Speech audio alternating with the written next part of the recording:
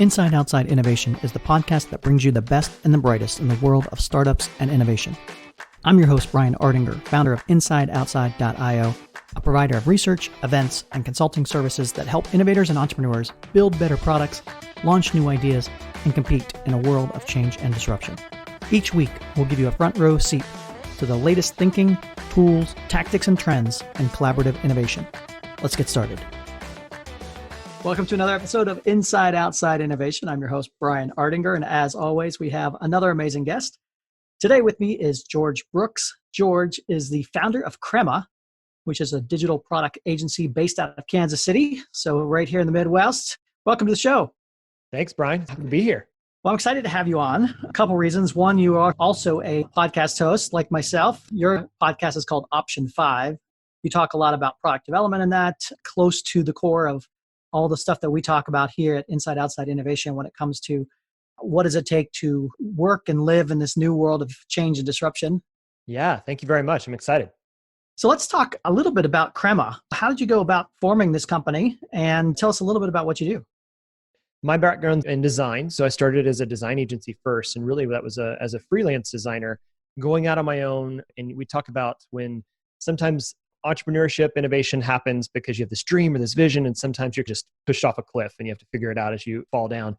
And mine was being pushed off a cliff. My oldest daughter was in the hospital for the first 7 months of her life. Wow. And I couldn't be at work. I couldn't be at the agency that I was at. I needed to be there. She was super critical. And so I left that job and started freelance design about 10 years ago. Well, actually, 12 years ago now. And the story used to be 10 years, though. Time has passed. Right, yeah. And coronavirus is another 3 years for this last 6 months. So. I know, so true. So I started freelance designing. I don't have any business background. So about 2 years into that, my best friend and I had always dreamed about doing a business together. And I said, I think I accidentally started business. And it looks like this agency work, doing a lot of design work for other agencies and for developers and entrepreneurs. Can you make sure that I'm actually paying my taxes and doing all the things that I should be doing? And so he was finishing up his MBA. And so Dan and I joined together about 10 years ago. And Crema is about 10 and a half years old. What we do today has changed since the beginning. We're now a full service digital product agency. So we do everything from user experience design and consulting, strategic direction workshops, coaching, agile process training, all the way through. I have almost 40 full-time employees now and focusing on actually providing full stack product teams. So design, development, test engineering, product management. And we deploy those now. Used to be a lot of startups and early stage companies. Almost all the work that we do now is with large enterprise innovation teams around the world. A lot of fun. Well, we seem to have a very similar background. 8 or 10, 12 years ago, I started in the startup world and started the N-Motion Startup Accelerator and starting early stage teams, helping them get up and going in that. But starting these things in the Midwest is a little bit different. So I want to talk a little bit about what has the evolution been like and what have you seen starting and building companies here in the Midwest, especially like 10 years ago versus what it's like now. When I first was freelancing and going to the first startup weekend that took place in Kansas City, and I had no idea what to expect. I think I probably overdressed. I looked way too fancy for what kind of event. I had no idea. My wife didn't know that I was literally going to disappear for 3 solid days. And that was kind of back in the day when you tried to build a full-scale product in 3 days, right? It wasn't about putting together a pitch or a deck or something. It was like, we're going to build this thing. So you just pulled all-nighters to make it happen. And I think during those days, it was that new wave of creative thinkers and entrepreneurs, at least coming through Kansas City specifically. It felt like the next wave since the early 90s when the Sprints of the world and the Cerners of the world started here in Kansas City, these large enterprises. And there really had been a gap where you saw new innovative companies coming up. So ours was spurred on by Google showing up, and we got to win the Google Fiber contract. And that was a big deal at the time. What are we going to do with gigabit internet? And then really what I think we saw is a quick rise, lots of activity, lots of moving around and trying to put on events. And then kind of a dialing down to where you saw people, it got weeded out pretty quickly, that the chaff fell through, if you will, to figure out who are the people that are going to sustain doing this work? Who's going to stick around? Who's going to actually survive the hard work it takes to start companies and sustain innovation? And I think that's where we're on that next wave of really the companies that have stuck. Even the new companies that are starting now, now have an infrastructure of enough creative companies that have been through it the last 10 years to say, here's what it actually takes. It's not all fun and games. Let's actually get to work. And I think that's what I've seen, at least in the environment. For Crema, it's about iteration. It's about refinement. And so we've had to iterate on ourselves and experiment with new ideas and offer our services in a different way and use different language. And UX was like this super hot, nobody had heard of term. There was 2 letters that shouldn't be next to each other. And it got us work in the beginning. That doesn't get us work anymore, right? Everyone does UX. So we have to innovate and continue to iterate to stay relevant. I think the other dynamic that seems to be similar to what I've experienced and seen around the country as well is there was a lot of buzz around startups and how did these companies move so fast and create something from nothing. And that's how I got pulled into the corporate innovation front, is because bigger companies were coming to me and asking those same kind of questions. Sounds like you have a similar type of ride from the standpoint of you were building and iterating and getting things up and going, and old established companies were craving that ability to do that. So talk me through that transition from working with startups or building brand new products and then moving towards a more established organization. One of our clients for a long time was Kauffman Foundation. And Kauffman was in that weird space in between, right? They're a massive organization, nationwide and have influence worldwide. And yet they teach entrepreneurship education. So they want to have this educational spirit, but they're locked inside this bureaucracy that comes with having a large foundation. And I think that it was with working with them that we said, okay, you can think entrepreneurially while still working in a, unfortunately, bureaucratic environment and still do incredible creative work. It was at that point that we opened our eyes. We said, okay, well, wow, there is more opportunity here. And look at all these amazing companies around us. So we started having conversations with some of the companies that were here in Kansas City. And for a long time, we've since pulled back from saying this, but for a long time, we used to say we're like your startup team for hire, right? Which was this idea of like, let us come in and think like a startup because you don't know how to. And we would talk about the second wave, right? I mean, that idea of you've gone to the point of your business is starting to top off of its innovation curve. And how can we help you go through the second wave? Now that's since changed a little bit because now you have to make it part of the norm that you're iterating, you're innovating, and almost every team is responsible for doing it. And so we're seeing a lot of enterprises, it's becoming common language. We have to fight the battle of it not being a commoditized idea, to just commoditize innovation where you can just, okay, I just know the resources I need to pull and get it done. And how do we still keep it a creative process? If you're a startup looking to showcase your innovation, a pioneering enterprise looking to accelerate your learning, or an innovation leader looking to hone your skills and network, you don't want to miss this one-of-a-kind virtual event. I/O 2020, the new Innovators Summit, coming this October, the 20th through the 22nd. Visit us at io2020.live to reserve your spot today. It does seem like a lot of the terminology and methodologies have moved over from the startup realm and are being used by more internal product teams, and that the idea of a minimal viable product was that at the time, or even a business model canvas, and thinking through how business models can change and adapt and be disrupted overnight is obviously on the forefront of most people. You and I have been in the space of helping companies disrupt and be disrupted for a long time. And in the last 6 months with coronavirus and that, it's now sinking in, I think, for a lot of corporations that, oh yeah, that thing you're talking about, disruption, yeah, I think we need to pay attention to that more. So so true. It's a crazy world where we're seeing it. And so I think that's only going to speed up. My thesis is that everybody's going to have these types of skill sets in their arsenal, whether they're a startup or whether they're a corporate. And the more change happens, the more the mindset, the culture of adaptability and resourcefulness and the things that entrepreneurs do on a regular basis seem to be more and more valuable in the whole chain of things.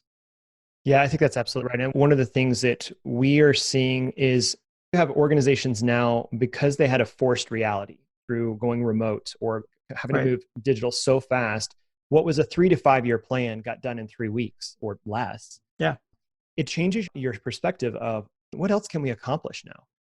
It's the same thing that happens like in a startup weekend. I think a lot of people who go through that particular process, they see what they can do in 48 hours, 72 hours. And it's like, wow, it does change the way you perceive your ability to create value or learn fast. A lot of times you can't build anything in 72 hours, but you can learn some things you don't have to build or whatever.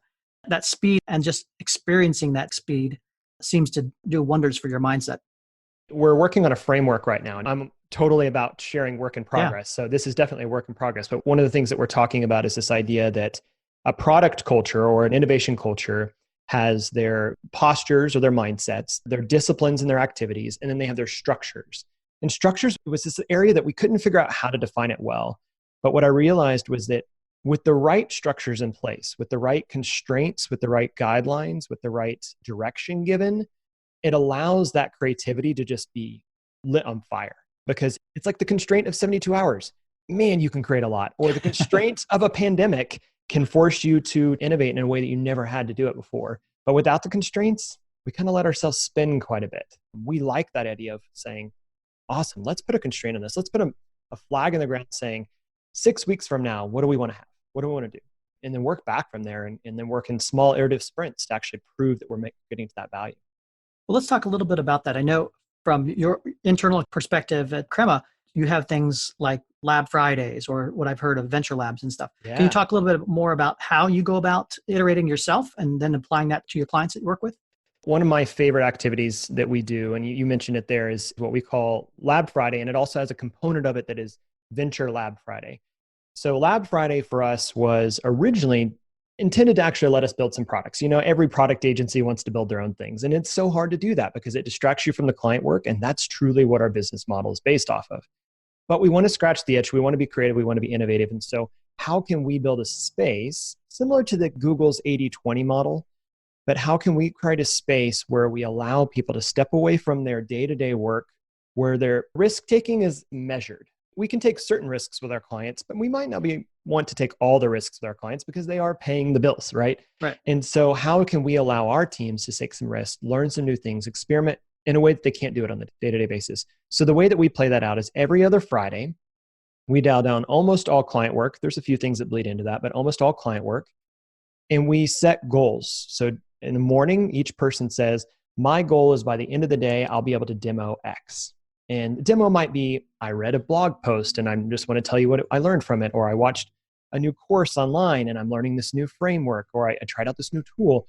Or some of our teams have actually formed together and created product teams. So they pulled together and pitched ideas, and we got down to originally 5, then 4, and it stays around 4 to 6 projects at any given time with the size of our company. And they're trying to, every other Friday, iterate on building products that either they want or they want to use or they think would be cool in the world. They tend to be consumer experiences because Sure. we are mostly B2B. So it's kind of fun to work on a consumer experience.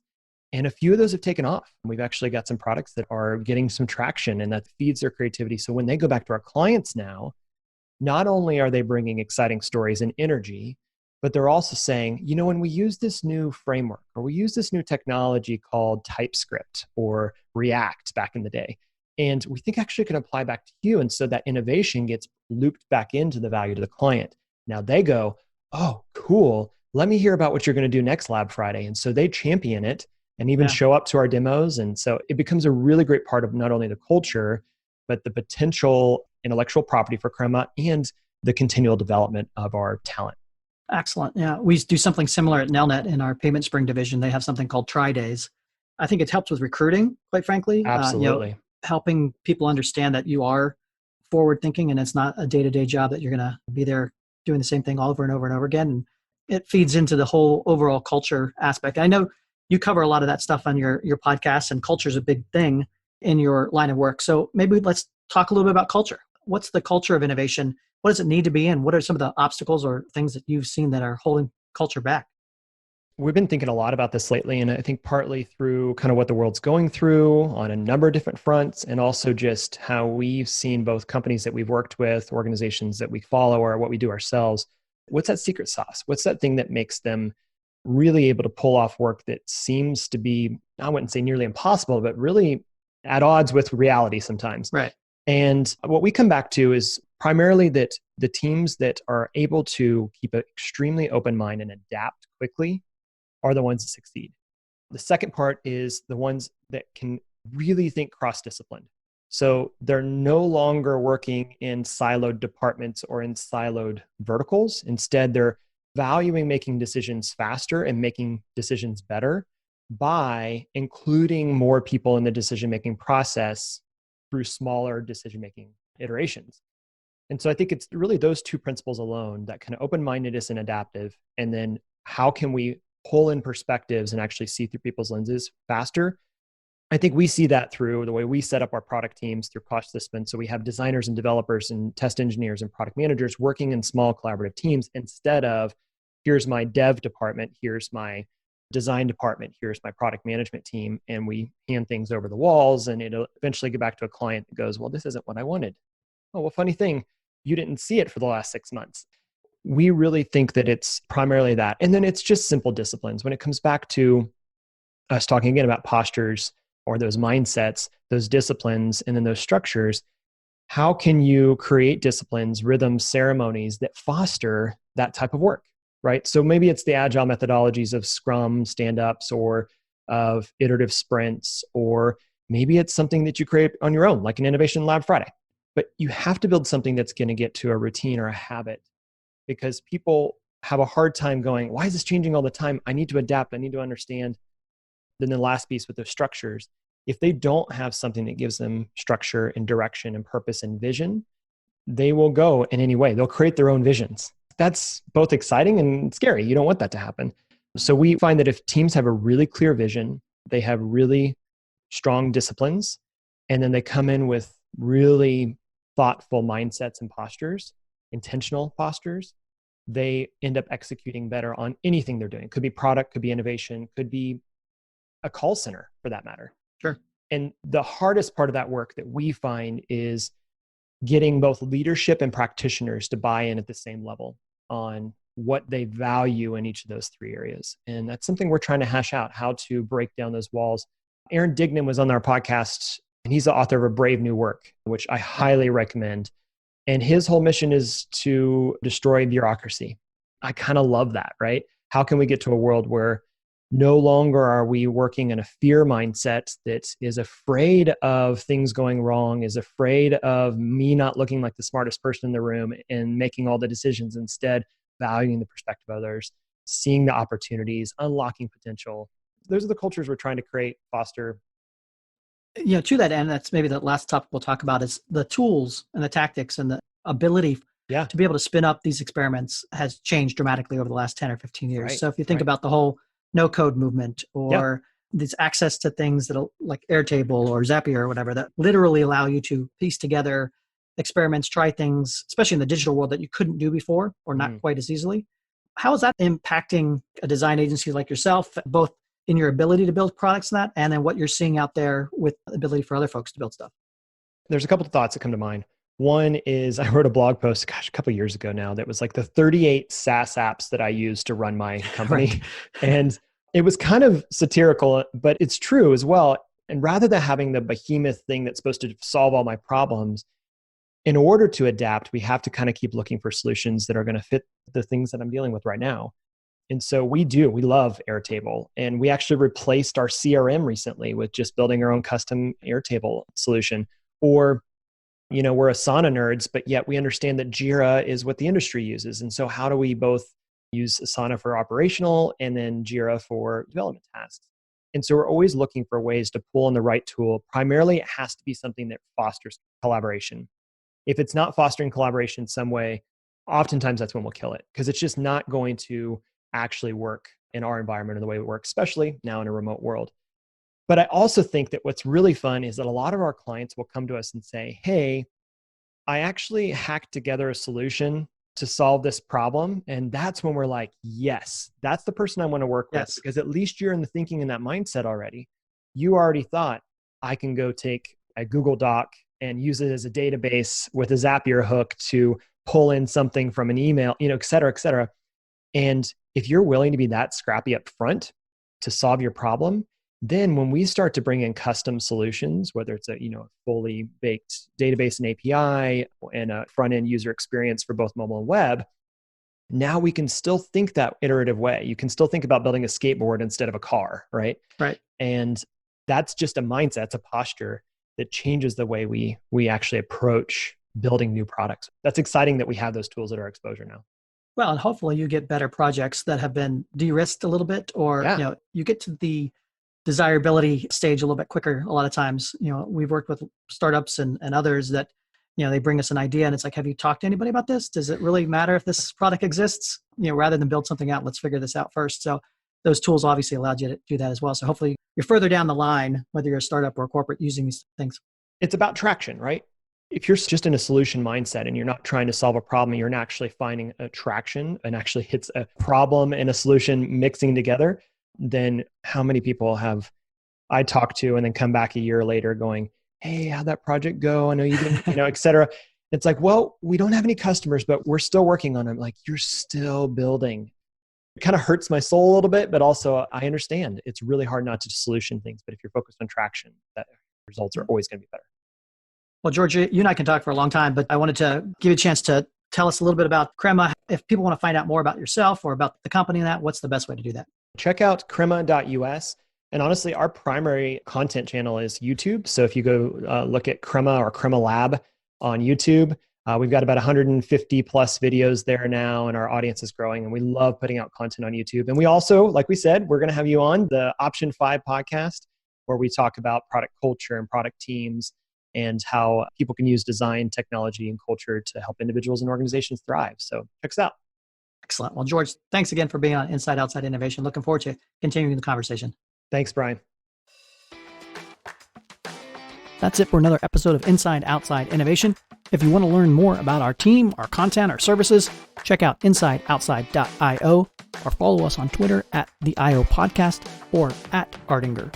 Until next time, go out and innovate.